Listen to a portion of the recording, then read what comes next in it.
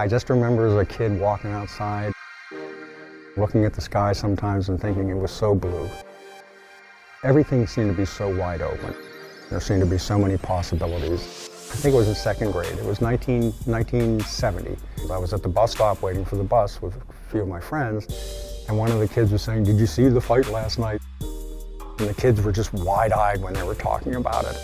Rick Buker was a kid from Bethel Park when he discovered what would become his lifelong passion.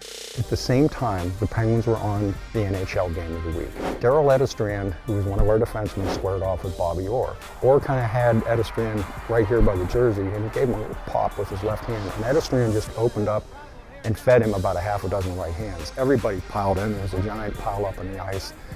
And that was maybe my first introduction to hockey. Rick was hooked. He would watch enthralled at the next 5 decades of Penguins hockey. The Penguins' history, it's a dramatic story. It's an inspiring story, too.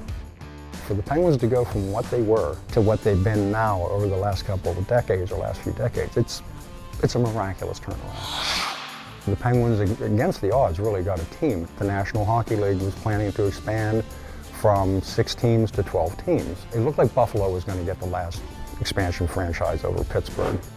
And Art Rooney actually called the Norris brothers, and he used his influence, and he said it would be personally insulting to me if Buffalo got picked ahead of Pittsburgh.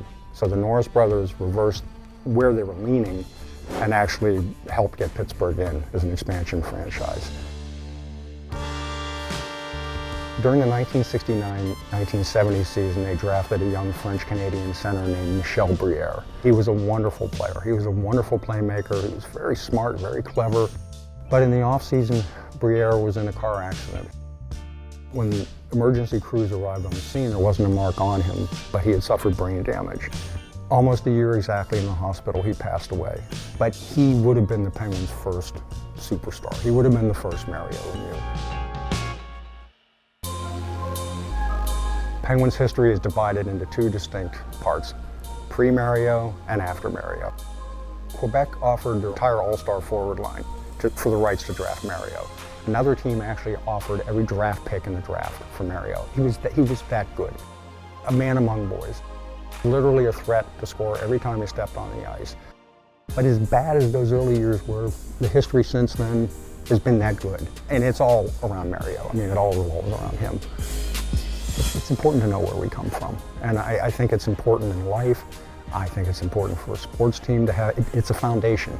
And so Rick created the go-to resource for inquiring Pens fans, a comprehensive history of the team. I've had friends of mine come up to me and say that their young sons read my book from cover to cover, because I would do that sort of thing when I was a kid, and I remember how it made me feel to read stories. So the fact that maybe I've been able to pass that experience down to a new generation of fans and some younger fans, that makes me feel really good, and that makes me feel special.